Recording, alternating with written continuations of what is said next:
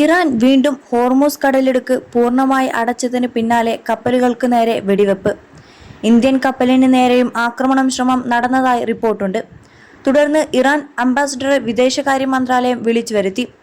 Indian കപ്പലിന് നേരെ Iran വെടിവെച്ചു എന്ന റിപ്പോർട്ടുകൾക്കിടെയാണ് നടപടി. ഒമാൻ തീരത്തോട് ചേർന്ന് 25 നോട്ടിക്കൽ മൈൽ അകലെയും 20 നോട്ടിക്കൽ മൈൽ അകലെയും 3 നോട്ടിക്കൽ മൈൽ അകലെയുമാണ് കപ്പലുകൾ ആക്രമിക്കപ്പെട്ടത്. ഒരു ക്രൂയിസ് കപ്പലിന് സമീപം സ്ഫോടന ശബ്ദം കേട്ടതായി റിപ്പോർട്ടുണ്ട്. ഒരു കണ്ടെയ്നർ കപ്പലിന് ആക്രമണത്തിൽ കണ്ടെയ്നറുകൾക്ക് കേടുപാടുകൾ സംഭവിച്ചു. ആക്രമിക്കപ്പെട്ട മറ്റൊരു കപ്പൽ ഒരു ടാങ്കറാണ്. 3 ആക്രമണങ്ങളാണ് UK മാരിടൈം ഏജൻസി സ്ഥിരീകരിച്ചത്.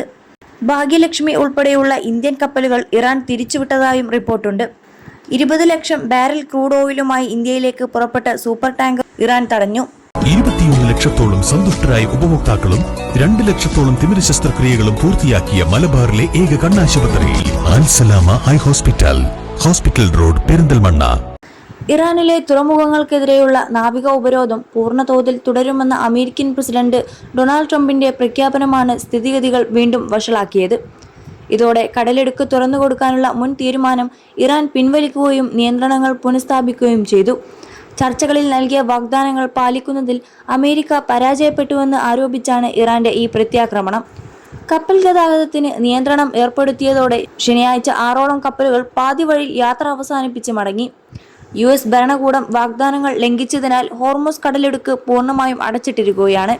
ഒരു രാജ്യത്തിന്റെയും കപ്പലുകളെ കടന്നുപോകാൻ അനുവദിക്കുന്നില്ല എന്ന റേഡിയോ സന്ദേശം ഇറാൻ നാവികസേന കപ്പലുകൾക്ക് നൽകി. അമേരിക്കൻ ഉപരോധം അവസാനിക്കുന്നതുവരെ നിയന്ത്രണം തുടരുമെന്ന് IRGC മുന്നറിയിപ്പ് നൽകിയിട്ടുണ്ട്. ആഗോള എണ്ണ വിതരണത്തിന്റെ 1/5 ഭാഗവും കടന്നുപോകുന്ന തന്ത്രപ്രധാനമായ പാതയാണ് ഹോർമൂസ് കടലിടുക്ക്. ഇറാനെതിരായ US ഇസ്രായേൽ സംയുക്ത ആക്രമണത്തെ തുടർന്ന് കഴിഞ്ഞ 2 മാസമായി ഈ പാത അടഞ്ഞുകിടക്കുന്നത് ആഗോളതലത്തിൽ എണ്ണവില വർധനവിനും വിതരണ തടസ്സത്തിനും കാരണമായിട്ടുണ്ട്. ചർച്ചകൾ ഇതുവരെയും അന്തിമ കരാറിൽ എത്തിയിട്ടില്ല. അമേരിക്കൻ ഉപരോധം പിൻവലിക്കുകയും ഇറാനിലേക്ക് എത്തുന്ന കപ്പലുകൾക്ക് സഞ്ചാര സ്വാതന്ത്ര്യം ഉറപ്പാക്കുകയും ചെയ്യുന്നതുവരെ ഹോർമൂസിൽ തങ്ങളുടെ കർശന നിയന്ത്രണം തുടരുമെന്ന് ഇറാൻ വ്യക്തമാക്കി. ഇതിനിടെ ആണവ പദ്ധതി ഉൾപ്പെടെയുള്ള വിഷയങ്ങളിൽ പുതിയ കരാറിലെത്താതെ ഉപരോധം മാറ്റില്ലെന്ന നിലപാടിലാണ് അമേരിക്ക.